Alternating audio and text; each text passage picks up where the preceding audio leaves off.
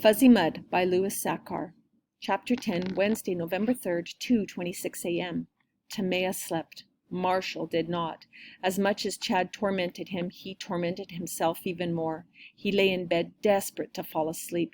He knew he'd have to be alert to deal with Chad, but sleep seldom comes to those who are desperate for it. It is something that has to be eased into gently. He'd gotten in trouble for coming home so late from school. He was supposed to have looked after the twins, and when he hadn't shown, his dad had had to leave work early. "The only way we can afford to keep you at Woodridge is for everyone to do their part," his father reminded him. "Good! I'll go to another school then," Marshall had answered. "I hate that place." It didn't make any sense to Marshall. If his parents couldn't afford it, and he hated it, then why not let him go to another school? But that argument only made his parents angrier. Then, on his way back to his room, he accidentally stomped on the twins' hippo village, which had just caused more yelling. "You're lucky I didn't step on you," he'd told Daniela.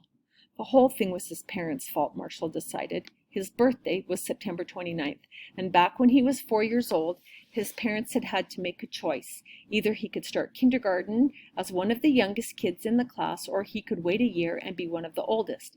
If they had waited, he'd be older, bigger, and stronger, and Chad Hilligus wouldn't even be in the same grade. "How many members are in the U.S. Senate?" That was the question Mr. Davison had asked Chad. 29, Chad had guessed. Andy was the one who had laughed, not Marshall. "How can there only be 29 senators?" Andy had pointed out. "There are 50 states." But then Mr. Davison had said, "Marshall, will you kindly tell Chad how many senators there are?" Right then Marshall had known he was doomed. He had considered giving a wrong answer, and maybe he should have, but who knows? If he'd said something like 28 or 1,000,000, Chad might have thought Marshall was mocking him. Instead, what Marshall had done was stare down at his desk and very quietly said, 100, I guess. It was only a short time later that Chad had nearly thrown him down the stairs. "We need to settle this once and for all, and you better be there, you thumb-sucking coward." Now, as he lay wide awake at 2:30 in the morning, Marshall tried to convince himself that since Chad had finally beaten him up, he wouldn't bother with him anymore. They had settled it once and for all, except he knew the opposite was more likely. Now that Chad had tasted blood, he would come back for more, and he would come after Tamaya too. He imagined walking to school with her. She's yammering away about Monica or Calvin Coolidge or something when Chad grabs her hair, spins her around, and punches her in the face. "Leave her alone!" Marshall shouts. Tamaya is on the ground crying. Chad is about to hit Tamaya, but Marshall grabs his arm. "I said leave her alone, butt-face." Chad shoves him. He shoves Chad back. A crowd gathers. Chad comes at him with all he's got, punching wildly, but Marshall holds his ground, ducking and hitting. At first, Marshall hears everyone rooting for Chad, but as the fight continues, he starts to hear a few of his old friends rooting for him. "Get him, Marshall! You can do it, Marshall!" And then, as Marshall tried to fall asleep, he imagined the fight ending in different ways. Sometimes he was the winner, leaving Chad beaten and bloody, begging for mercy. Other times, Chad won, but only after a long, hard-fought battle. He envisioned himself lying on the pavement, barely able to move. Two pretty girls from his class, Andrea Gall and Laura Maskrantz, kneel by his side and tell him how brave he was as they dab the blood off his face with wet paper towels. Laura kisses his cheek. But even as he imagined all this, he knew it would never happen. If Chad attacked Tamaya, the best he could hope for was that a teacher would break it up before Tamaya got hurt too badly. Then maybe Chad would be expelled, and then, maybe after Chad was gone for a while, the other kids would like him again. That was his best hope, and he hated himself for it because he knew it was the pathetic hope of a coward. Chapter 11, Poof, excerpted from the Senate's secret hearings. Senator Haltings. "Of course, we all have great hopes for a non-polluting, inexpensive alternative to gasoline. But my big concern, Mr. Fitzman, is what will happen when your man-made organisms mix with the natural environment. How will they affect plant and animal life, and ultimately human life? We just don't know." Jonathan Fitzman. "I've got that covered." Senator Haltings. "The smaller something is, the harder it is to keep contained." You can put a tiger or grizzly bear inside a cage, but it's a lot harder to keep a tiny microorganism from escaping. Jonathan Fitzman. No problem. Senator Haltings. If you have your way, people will be filling their cars with bioline at every gas station from Miami to Seattle. Tanker trucks will be hauling bioline across the country. Drops will spill, accidents will happen. Then what? Jonathan Fitzman. Look, you got it all upside down and backwards. You're all worried about organisms getting out, but really, it's just the opposite. I'm doing all I can to keep the outside from getting in. Senator Haltings. I'm not sure I see the difference. Jonathan Fitzman. Organisms can't survive in oxygen. Expose an ergie to oxygen and poof. Senator Haltings. Poof? Jonathan Fitzman. It disintegrates. Poof. You don't have to worry about ergies escaping into the air. At Sunray Farms, we had to build special vacuum-sealed hoses and tanks just to keep the air out. Chapter 12, Wednesday, November 3rd, 7:08 a.m. Tamaya awoke to her favorite song. Cold air came through her window, purposely left open just a crack, making the warmth of the covers that much cozier. Her music came on at 7:08 every morning because 8 was her favorite number, and Monica's favorite number was 7. Her best friend Monica also woke up each day at the exact time. Tamaya's thoughts drifted back to last year. There was a huge fireplace in the back of her 4th grade classroom. Her teacher had filled it with pillows, and when the students finished their work, they were allowed to go into the fireplace and read.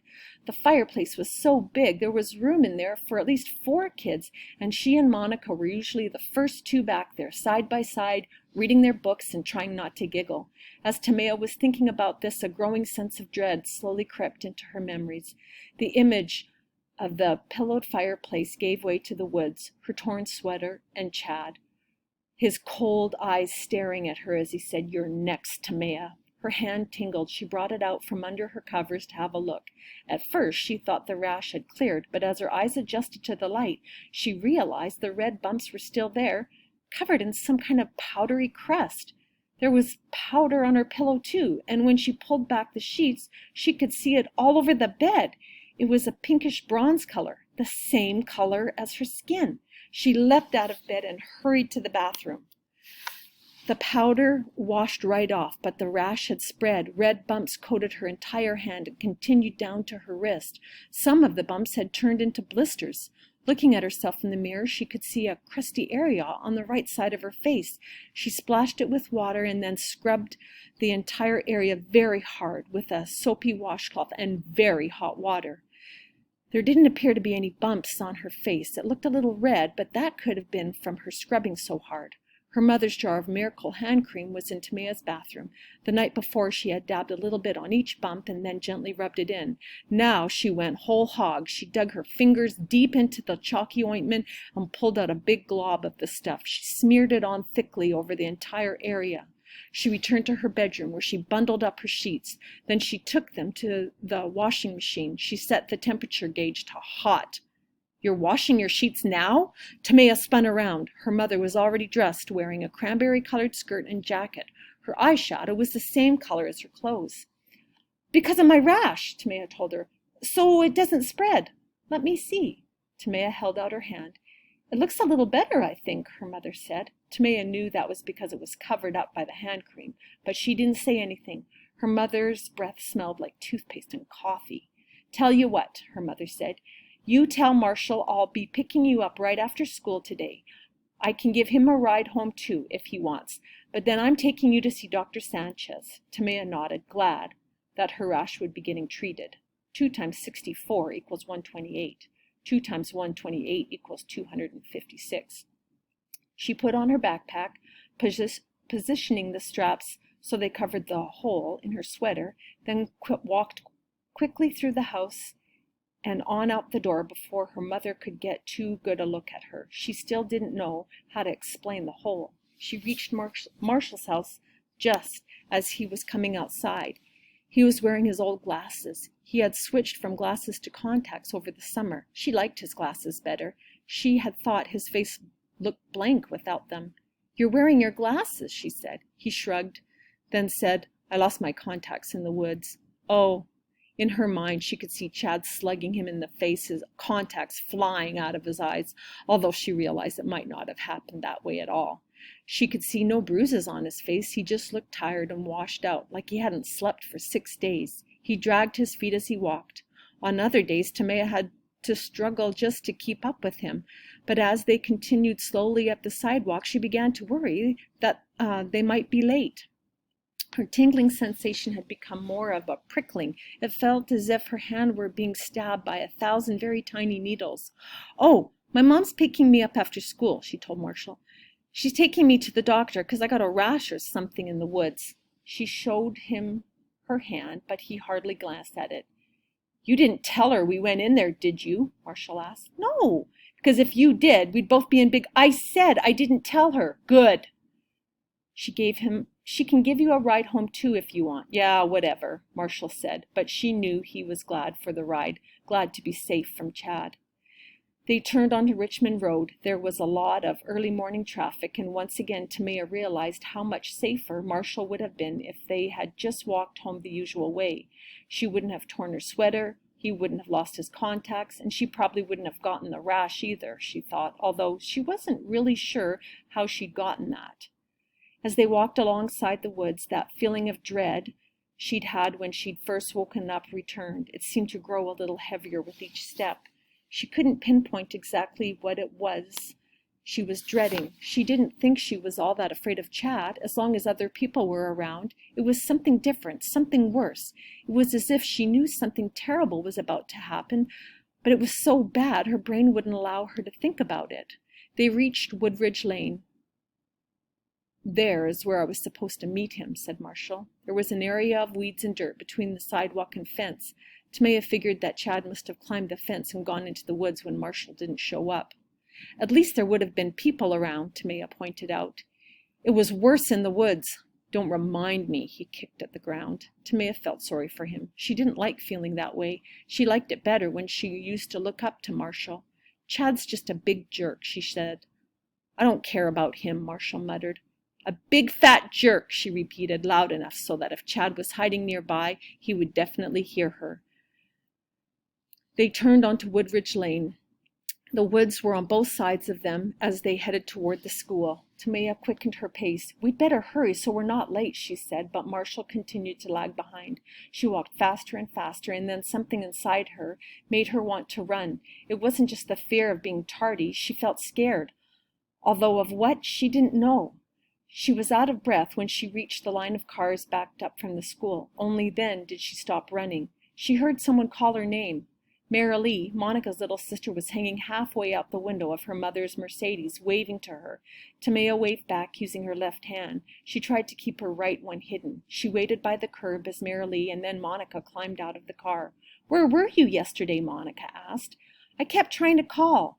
Tamaya wanted to tell Monica everything, but didn't dare risk it. She knew Monica would tell Hope, and then it would be all over the school. "I don't know," she said, "in and out."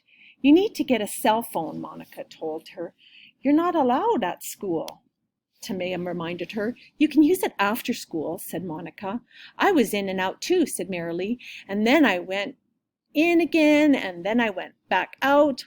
Monica told her sister to shut up. "So you'll never believe who I saw yesterday," she said to Tamaya. "Mr. Beauchamps," said Marilee. "Shut up, I'm telling her. Mr. Beauchamps, he was jogging right in front of my house. He sees me and he says, 'Bonjour, Mademoiselle Monique.' I swear I almost lost it." Mr. Beauchamps had been their French teacher since the 2nd grade. "You wouldn't think a bald guy would have such hairy legs," said Monica. Tamaya forced herself to smile. Marshall was relieved to see Tamaya safely enter the building with her friend Monica, with no sign of Chad. He wasn't sure what he would have done if Chad had attacked her. He liked to think he would have tried to protect her, but he also knew he might not have. He reached the front door. The 7th grade was located in the basement. It had been the servants' quarters, but everyone at school called it the dungeon. It felt like a dungeon to Marshall. He trudged down the stairs, doomed to whatever torture and misery awaited.